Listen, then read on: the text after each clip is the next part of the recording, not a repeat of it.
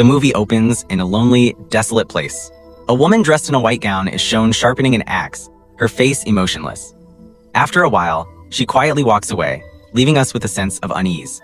Next, the scene shifts to early morning. It's 5 a.m., and a woman named Gina is about to go for her morning run. Before stepping out, she glances at her husband to make sure he's asleep. On the table, she notices a bouquet of flowers. Instead of appreciating the gesture, she picks them up and angrily smashes them outside. From this, we understand that her husband must have made some mistake, and the flowers were his way of apologizing. But Gina is still furious and in no mood to forgive him. As Gina begins her run, something horrifying happens. The same mysterious woman in the white gown suddenly appears in front of her, holding that sharp axe. Before Gina can react, the woman brutally murders her. The story then introduces us to Tara, a teenage girl who's passionate about hockey. Later, while she's on the bus with her friend Susie, we learn that Tara had been injured during the match when another girl, Karen, attacked her. Despite this, Tara seems strong and determined. We also find out that she has a boyfriend, and she's been accepted into Stanford University for graduation, a big deal since the university is far away from her small hometown. Soon after, Tara has a terrifying nightmare. She sees her newborn brother, Jack, crying in his crib. Then, in a horrifying twist, it's her holding an axe, striking him. The vision is so shocking that she jolts awake on the bus. Thankfully, it was just a nightmare. Later, when Tara reaches home, she finds baby Jack crying, exactly like in her dream. Worried, she quickly picks him up, holds him close, and whispers that she'll never hurt him. That no matter what, she'll always protect him. Apart from Jack, Tara also has a younger brother, Caleb, who's 9 years old. The movie now shifts to Gina's house, where the investigation into her disappearance has begun. Police quickly discover that Gina and her husband had been fighting. When questioned, he admits the shocking truth. He had been sending sexually provocative messages to their babysitter, Tara Halden. Tara never responded, but the confession is enough for the police to want to question her. Meanwhile, at home, Tara asks her mom for permission to go babysitting with her friend Susie. Her mom firmly refuses, especially telling her not to babysit at Gina's house anymore. Tara explains she had already stopped working there long ago. During this conversation, her mom casually mentions that Gina once spent $1,000 on a baby stroller. Her father, Ben, laughs, joking that they never needed such things because they kept Tara locked inside a closet for 6 years. Shocked, Tara snaps, "Oh, just like you did with Aunt Diane." It becomes clear that Aunt Diane was never liked or accepted by the family. When her mom mentions visiting Diane over the weekend, both Caleb and her father immediately refuse. Frustrated, Tara storms off. Later, we see Tara working on her true passion, fashion design, while babysitting is just a side gig. She's on a video call with Susie when her boyfriend suddenly shows up at the door. Her dad tells her he's there, so she quickly ends the call and goes to check on him. As she stands in the doorway, her dad brings up her future, asking if she really plans to go to Stanford. He warns that being away will test whether her relationship is true love, and even suggests talking to Karen's parents, since Karen once hurt Tara during hockey. Tara firmly refuses. That evening, Tara and her boyfriend are making out outside when she notices a shadowy figure near her bedroom window. Alarmed, she runs inside, convinced someone is there, but the room is empty. Meanwhile, back in the living room, her parents are casually chatting when Tara, frustrated, bursts out angrily, telling them not to enter her room again. She storms back to her bedroom, slamming the door behind her. Her mom, Emily, comes in to talk. Tara, visibly upset, explains that someone has been sneaking into her room, touching her things, and even making some disappear. Emily insists no one from the family has been in her room, but Tara angrily insists she's not imagining things. Emily then brings up Tara's nightmares. She explains the same thing happened to Aunt Diane, happy on the outside, but tormented by something dark. Emily calls it a family curse. Worried, she tells Tara these nightmares could be mental illness or something more dangerous. She suggests medication, but Tara refuses, denying any illness. Emily then suggests therapy, but Tara snaps, telling her to leave. Left alone, Tara researches the family curse online. Articles call it bipolar disorder or a rare mental illness, but one mentions that during episodes, the person's eyes turn completely black. Horrified, Tara slams the laptop shut and throws herself into sewing late into the night. Meanwhile, we see Susie alone in her room. Shockingly, she's pleasuring herself with Tara's costumes, showing just how obsessed she's become with her friend. That night, Tara is startled awake by someone calling her name. Lizzie, the woman in white, stands there, her eyes pitch black. Tara mutters that Lizzie isn't real. But Lizzie hands her an axe and says, "If I'm not real, then prove it. Kill your brother with this." Tara raises the axe, but it slips, cutting her leg. Terrified, she staggers out and hears her parents fighting. Her father insists therapy won't help. It didn't work for Diane. Emily angrily tells him not to bring Diane into this. Overwhelmed, Tara locks herself in the bathroom and eventually falls asleep. By morning, Emily finds her and wakes her up. To her shock, the injury on the leg from the night before is very real. Shaken, Tara finally goes to a therapist. There, she learns the horrifying truth about Diane. At just 16, Diane drowned her own baby. The therapist warns that Tara might be showing early signs of the same disorder: uncontrollable anger, multiple personalities, hallucinations, but with therapy and medication, she could recover. Tara refuses to believe it. She storms out, declaring she'll never hurt her family. But as she leaves, Lizzie whispers chillingly in her ear, "Your Aunt Diane wasn't afraid."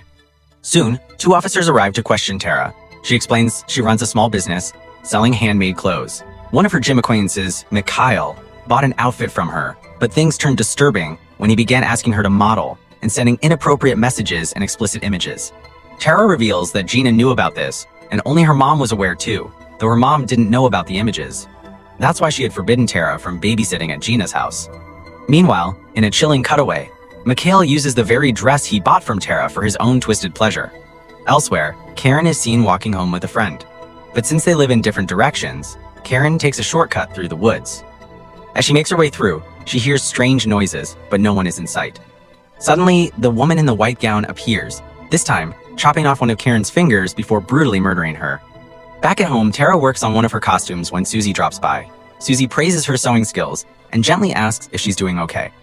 This time, Tara admits the terrifying truth. She feels like she might hurt her own family, that the nightmares make her feel cursed like generations before her. Susie laughed it off, joking that every teenager sometimes feels like killing their parents. But Tara shook her head, her expression serious. She insisted she really meant it and begged Susie not to tell anyone. Tara confesses she had a dream where she killed her baby brother Jack, and she's been terrified ever since. Susie tries to lighten the mood, but in the other room, Emily listens through the baby monitor, her face filled with worry. The next day, baby Jack falls sick with a fever. Because of this, Emily tells Tara to visit Aunt Diane on her own. Tara refuses, saying she doesn't want to go alone. Emily then suggests she take Susie along, reminding her that Diane was expecting them, and she didn't want to disappoint her. Tara protests, saying Diane killed her own child and didn't deserve their sympathy. But Emily scolds her for calling Diane a murderer and insists she should visit. Finally, Tara agrees. But as she's about to leave, the same 2 officers show up again, this time investigating Karen's brutal murder. Once again, suspicion falls on Tara. She knew both Gina and Karen, and with Karen having attacked her before, the police start seeing a clear motive. But suspicion alone wasn't enough. They couldn't arrest anyone without proof. Later, Tara left with Susie to visit Aunt Diane. On the way, Susie casually admitted she didn't feel sad about Karen's death, since Karen used to bully Tara. Tara looked uneasy. And as for Aunt Diane's home, it wasn't a house at all. They arrived at a psychiatric hospital. The moment Diane saw Tara, her expression shifted, as if she noticed something disturbing, or maybe she was upset that her sister Emily hadn't come. Diane studied Tara carefully, telling her there was something different this time, something she had seen before in herself. She explained that the women in their family had a strange connection with Lizzie, the dark spirit. Diane claimed even Emily had seen her. Lizzie had told Diane she could always push the blame onto Emily. Diane suggested that Tara must be having very dark thoughts too, which might be why Lizzie was drawn to her. Tara quickly denied being like her aunt, but Diane shocked her, admitting she hadn't suffocated her baby like everyone believed. She had killed him with an axe. The strange part was that Diane didn't remember doing it, having blacked out. She warned Tara that the same evil lived inside her as well. Their bloodline was cursed. Lizzie fed on those dark thoughts and took control. Terrified, Tara muttered that she would end up in hell. Suddenly, Diane lunged at her, singing an eerie nursery rhyme she had once hummed long ago. Nurses rushed in and dragged her away. Shaken, Tara ran outside and told Susie everything. Later at home, furious and confused, Tara confronted her mother, demanding to know why she had never told her that Diane killed her own child with an axe. Why had she lied? Emily didn't answer. That night, Tara's dad sat in his car when he received a call from his boss. He ignored it, only to suddenly see a horrifying figure, a woman in a Halloween costume standing right in front of his car. Meanwhile, inside the house, Tara asked her mom if she too had seen hallucinations of Lizzie, since Diane had said Emily had experienced them. Emily flatly denied it, saying she had only lied to comfort her lonely sister. She explained that Diane used to pass out drunk, and one night was found unconscious on her bed with an axe still in her hand. Next to her lay blood-soaked sheets and her dead baby. That's how everyone assumed Diane had killed him. At that moment, Tara's dad returned home. Emily quickly told Tara to keep everything a secret and then left the room. Tara had grown restless. She dove deep into researching the Borden family murders and discovered connections to dark rituals and maybe even the paranormal. Her curiosity led her to one decision. She would visit Lizzie's old house. Once a home of horrors, it was now a museum where seances and rituals were still performed. When Tara told Susie, she refused, not wanting Tara to get hurt. Tara hung up while Susie sat staring at their happy photos, hurting silently, consumed by guilt over her love for Tara. The next morning, Mikhail was alone in his bedroom when someone knocked at the door. At first, he ignored it, but the knocking grew louder and faster. When he finally opened the door, he was struck down in cold blood with an axe. Meanwhile, Tara told her family she was going to Susie's house, but instead, she and her boyfriend Carl went to Lizzie's house for an overnight stay. Tara chose Lizzie's own room to spend the night. The museum guide warned them of a seance at 8 p.m. As they explored, Tara heard Lizzie's voice calling her name. They found old vintage costumes in the basement. Tara insisted they either throw them out or take them home. They were triggering her hallucinations. During the seance, Tara began hearing whispers. Lizzie's voice filled her head, and she became possessed, seeing visions of the seance leader as her stepmother, trying to replace her real mom and steal her father. Blinded by rage, Tara grabbed an axe, her visions twisting further. Blood, her father, Lizzie's stepmother. But waves of horrifying visions overwhelmed her and she collapsed. When she came to, Carl rushed her out of the museum. The next morning, Susie went to Tara's house to collect some clothes. Emily told her everything was stored in the basement, behind the furnace. Susie began stuffing the old clothes into a trash bag, when suddenly she froze. There was blood on one of the garments. Before she could react, someone attacked her with an axe, and her body was stuffed into the same trunk. Her love for Tara died with her, sealed in that dark tomb. Meanwhile, Tara tried calling Susie, but no one picked up. Then, the police made a chilling discovery. Gina and Mikhail's bodies had been found. Next to Mikhail was a white dress, the same style Lizzie Borden once wore. Tara reached home and noticed Susie's car parked outside, but when she checked, it was empty. She called Susie's phone and froze. The ringtone was echoing from the basement. Panic hit her. She screamed Susie's name, then called for her mom, but the house was silent. No answer came. Tara quickly heads inside and panics when she realizes her little brother Jack is missing from his crib. Searching frantically, she finally finds her cousin Caleb hiding in the attic, clutching Jack in his arms. Caleb explains in fear that Susan's body is locked in the basement trunk and that someone killed her. He says he heard noises in the house, so he grabbed Jack and hid upstairs to keep him safe. Tara tells Caleb to stay put, hand him the phone, and orders him to call 911. Meanwhile, Caleb also informs their dad about the situation, and he rushes home immediately. Inside the house, Tara and Carl search for their mom, armed only with the stick. Suddenly, a woman leaps out of the shadows and attacks Carl, injuring him before fleeing. Tara quickly ties a belt around his wound to stop the bleeding, then grabs an axe lying nearby and goes after the mysterious figure. Meanwhile, Ben keeps calling Emily's phone again and again, but she never answers. As she searches, Tara stumbles upon the lifeless body of Aunt Diane. Right beside it stands her own mother, Emily, dressed in a white gown, her face twisted in madness. Emily calmly tells Tara that she has spent years hiding behind medication, but tonight, she feels more alive than ever in her true form. Then Emily lunges at Tara with animalistic rage, but slips and crashes to the ground. For a brief moment, Tara tries to reach her mother, begging her to remember who she really is, the loving mom of Jack, Caleb, and her. Emily breaks down in tears, speaking gently to Tara, saying she only needs help.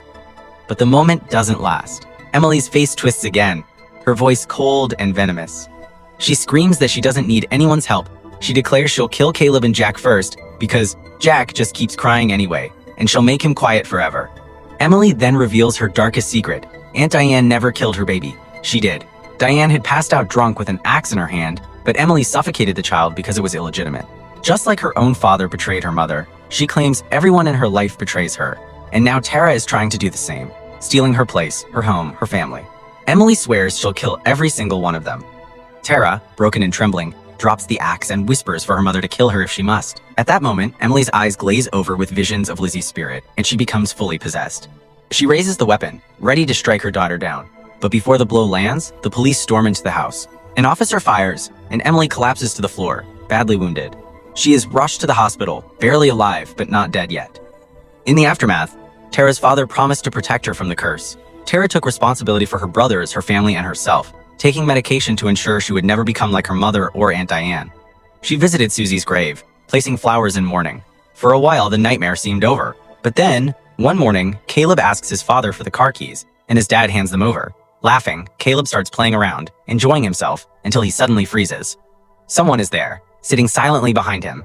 The camera pans, and it's not just anyone, it's Lizzie's spirit, watching him, and with that chilling sight, the movie ends. Now, I know some of you might be wondering what really happened, and who Lizzie actually was. So here's the truth.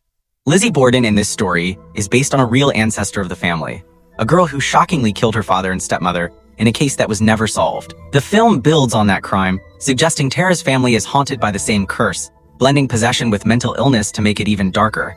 In the movie, Lizzie's spirit seems to return and possess Emily from the very start, driving her to commit the murders.